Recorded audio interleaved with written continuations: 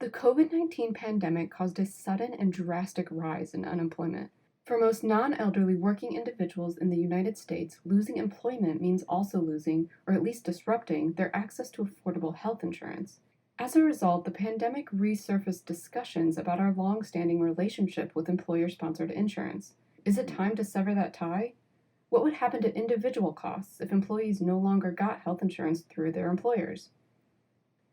The employer-sponsored insurance system that accounts for half of the U.S. population's source of healthcare coverage began in the late 1920s when a small proportion of employers assisted people struggling to cover rising healthcare costs.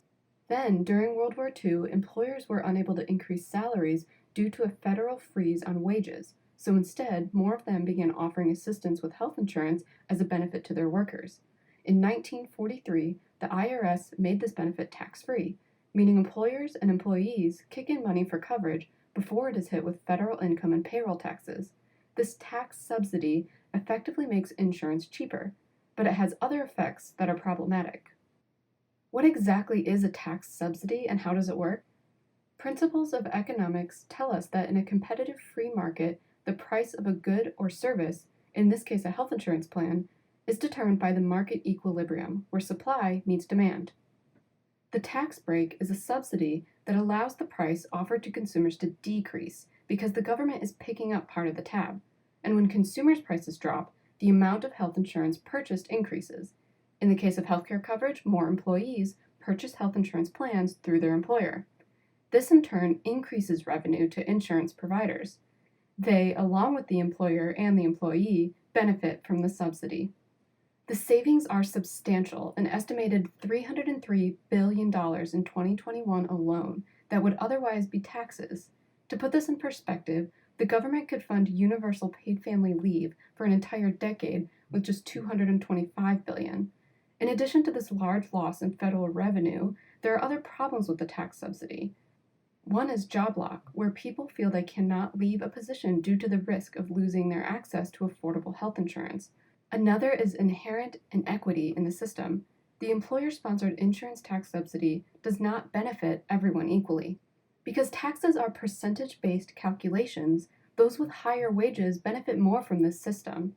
Take, for instance, two employees, both part of their employer-sponsored health insurance plan that includes a $1,000 monthly premium before the subsidy is taken into account. Once the tax break is applied, the lower wage employee, who falls in the 12% income tax bracket, saves $254, paying $746, while the higher paid employee saves $347, only paying $653. Said another way, the subsidy compounds the inequality faced by lower income workers, who are already paying a higher percentage of their income on health insurance than higher income workers. In 2017, those earning around $40,000 in annual income paid around 14% of their income on health insurance, in premiums and out-of-pocket costs combined, while those making over $80,000 only had to put 4.5% of their income towards health insurance. Not only that, but the disparity between low and high income workers is widening, just as overall employee contribution to healthcare expenses is increasing at a higher rate than employer contribution, wages, and inflation. So there are problems with our current system and in general with tying health insurance to employment. But if we get rid of the subsidy benefit, wouldn't our individual healthcare costs and premiums rise? While it's true that if the employer-sponsored insurance tax subsidy disappeared, the price of health plans would return to market equilibrium, there are other ways to subsidize coverage without going through employers. This is what the Affordable Care Act aimed to achieve by offering individual subsidies through the public marketplace for health plans.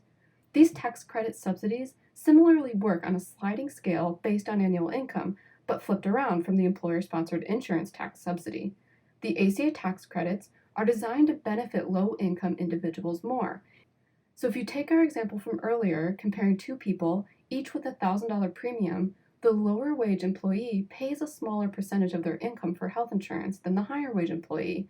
So while removing the tax break on employer-sponsored insurance would by itself increase the cost of coverage to individuals and families, the government could then use that large sum of money to help people cover costs in a more equitable way that doesn't tie coverage to employment.